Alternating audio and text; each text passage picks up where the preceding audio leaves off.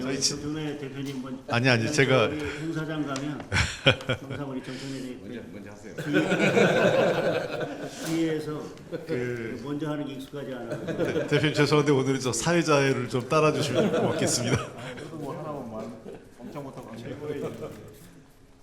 사회자의 권한에 따라서 맨 먼저 하려고 하니까 제 뒤에 우리 정청래 대표님도 계시고 대통령도 계시고 뒤통수가 따갑긴 하지만 시작을 해보겠습니다.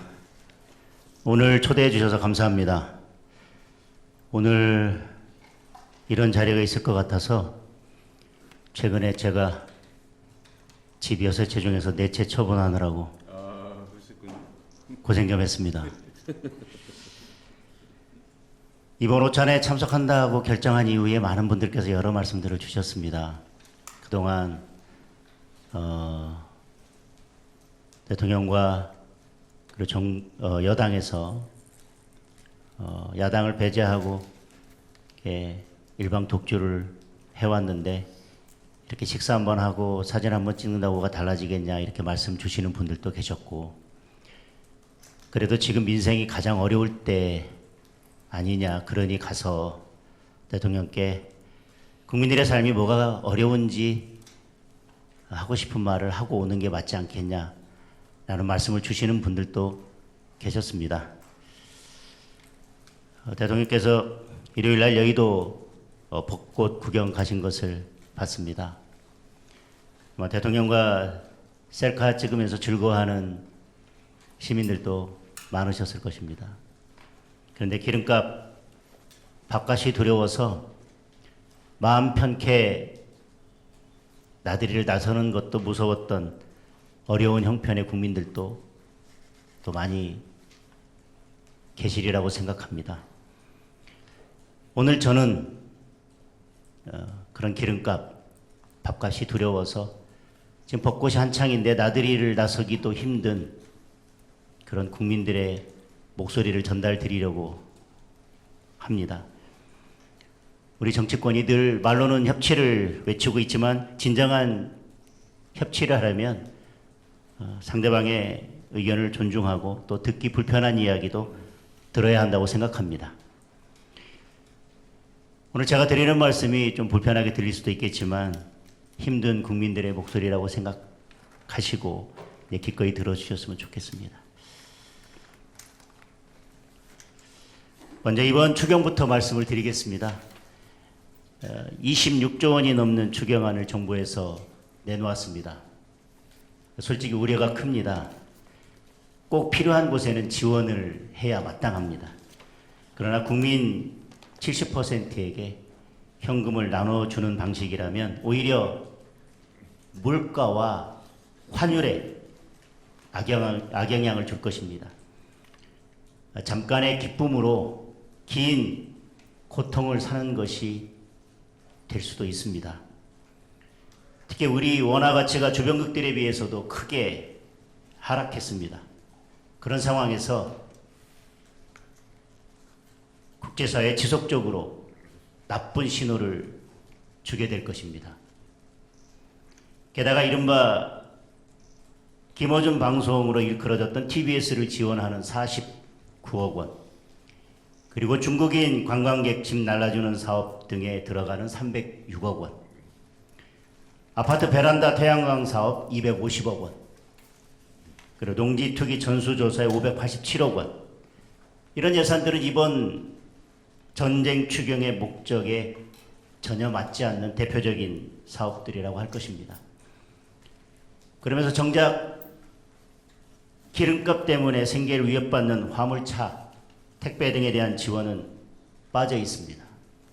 큰 타격을 받고 있는 농수 축산업 지원도 턱없이 금액이 부족합니다. 우리 당에서는 불필요하고 부적절한 예산을 삭감하는 대신 꼭 필요한 국민 생존 7개 사업을 제안했습니다. 반드시 포함될 수 있도록 관심 가져주시기 바랍니다.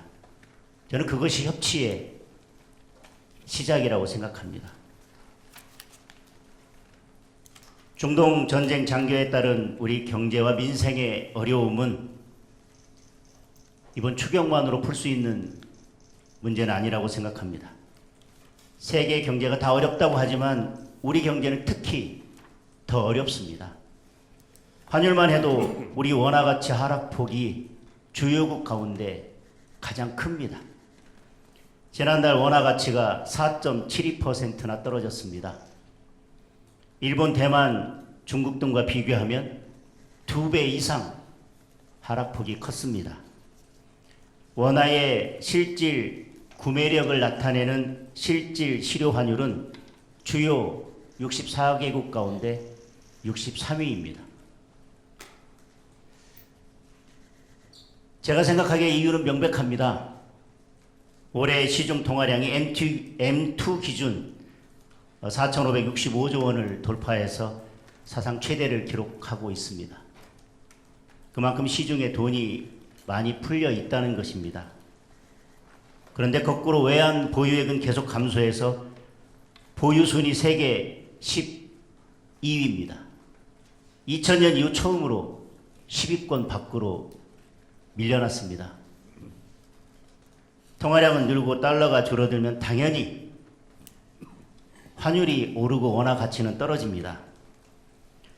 지난 정부 당시 환율이 1,450원을 넘었을 때 우리 대통령께서는 국민 자산 7%가 날아갔다, 이렇게 비판하셨었습니다. 지금 환율이 1,500원을 넘어서 1,530원대까지 오르내리고 있습니다. 같은 방식대로 계산한다면 국민 자산 13% 이상이 날아간 것입니다. 통화량을 늘리는 데 대해서는 이제 신중을 기해야 된다고 생각합니다. 대통령께서 직접 나서서 미국과 달러 스왑을 체결하고 보다 적극적인 대책을 마련해야 할 때입니다. 성장률 전망도 마찬가지입니다. 얼마 전에 나온 OECD 자료를 보면 일본과 중국 등의 성장률 전망치는 기존 수치를 유지하고 있지만 유독 우리나라만 2.1%에서 1.7%로 낮춰졌습니다. 당장 산업 현장에서는 유가 폭등과 원자재 품귀로 기업들이 큰 어려움을 겪고 있습니다. 며칠 전 제가 아는 제조업 기업 대표는 이대로라면 한 달 안에 문을 닫아야 될 수도 있다라고 한숨을 쉬셨습니다. 우리 경기가 반도체 경기 때문에 버티고 있긴 하지만 건설을 비롯한 대부분의 산업들이 거의 바닥을 치고 있습니다. 특히 나프타 관련 공장들이 줄줄이 가동을 멈추고 있어서 비닐, 플라스틱 같은 생활에 필수적인 제품들이 공급난을 겪고 있습니다. 이미 현장에서는 포장용기 가격이 40% 이상 급등했습니다. 배달이 많은 식당, 카페나 동네 슈퍼들은 포장용기나 비닐을 구하기도 힘든 상황입니다. 그러다 보니 물가 전망은 더 암울합니다.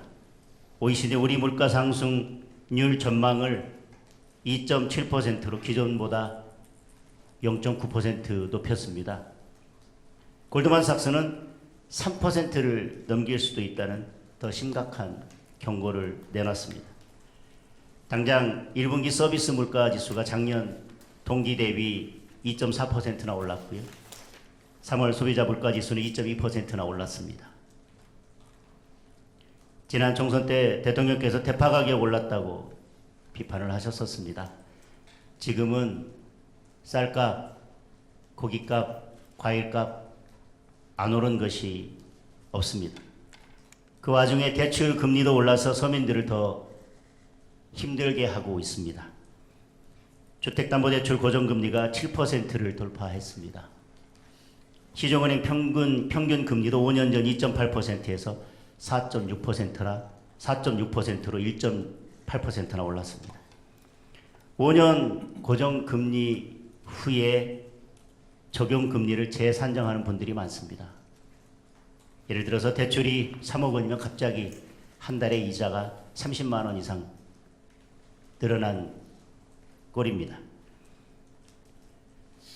부동산 문제도 말씀드리겠습니다. 정부에서 강남 집값 내렸다고 홍보하고 있지만 강남을 제외하면 다른 지역은 집값이 다 올랐습니다. 실제로 KB 부동산 주택가격 동향 자료를 보면 강남구는 0.16% 찔끔 하락했지만 성북구는 2.72%, 동대문구는 2.58%, 관악구는 2.3% 올라서 비강남 지역 아파트들 오히려 상승폭이 컸습니다. 풍선 효과가 경기도, 인천까지 미쳐서 수도권 대부분 지역 아파트값이 오르고 있습니다. 집 가진 분들은 공시가격 급등에 보유세 인상 얘기까지 나오면서 지방선거 후에 닥쳐올 세금 폭탄 걱정에 잠을 이루지 못하고 계십니다. 집을 팔려고 내놔도 토지 거래 허가제와 대출 규제 때문에 살 사람을 찾기조차 어려운 현실입니다. 집 없는 분들은 전월세 가격 오르고 매물도 없어서 발만 구르고 있습니다. 한 부동산 플랫폼의 집계에 따르면 11호 대책 이후 서울시의 전월세 매물이 44.1% 줄었다고 합니다. 작년 10월 15일에는 전월세 매물이 4만 4천 건을 넘었는데 지금은 3만 건 정도밖에 되지 않습니다. 서울 아파트 월세 가격은 전년 대비 9.8%나 올라서 평균 월세가 151만 5천 원에 달합니다. 지옥으로 가는 길은 선의로 포장되어 있다는 말처럼 대통령의 뜻이 어디 있든 현장의 국민들은 갈수록 더 힘들어지고 있습니다. 많은 전문가들이 이야기하는 재개발, 재건축을 활성화하는 것처럼 공급 확대 방안을 적극적으로 추진하고 시장을 왜곡하는 과도한 규제는 풀어야 한다고 생각합니다. 이렇게 국민의 삶이 큰 어려움에 빠져 있는 만큼 지금은 정치의 모든 역량을 민생에 집중해야 할 때라고 생각합니다. 경제 챙기고 민생 살피기에도 시간이 부족한데 조작기소 국정조사 같은 일로 시간을 허비해서는 안 된다고 생각합니다. 국민들 사이에서는 공소 취소한다고 물가가 떨어지냐는 말까지 나오고 있습니다. 이제라도 대통령께서 국정 운영의 기조를 전면적으로 바꿔주시기를 바랍니다. 진짜 국민의 삶이 어떤지 챙겨보시고 야당의 목소리에도 더 귀를 기울여 주시기 바랍니다. 오늘 아침 뉴스를 보니 미국 트럼프 대통령에게는 한국도 안 도왔다고 비난을 받았습니다. 그런데 북한 김정은에게는 솔직하고 대범하다고 칭찬을 받으셨습니다. 지금 외교 안보 노선이 맞는지도 한번 진지하게 고민해 주셨으면 좋겠습니다. 대통령께서 국정 운영의 기조를 바꾸고 나라와 국민을 위해 올바른 정책을 추진하신다면 야당도 얼마든지 협력하고 힘을 보탤 것입니다. 오늘 모든 문제를 다 풀 수는 없겠지만 작은 변화라도 만들어내서 힘든 국민들께 희망과 용기를 드렸으면 좋겠습니다. 다소 불편한 말씀을 길게 드렸지만 들어주셔서 감사합니다. 전혀 안 불편합니다. 잘하셨습니다.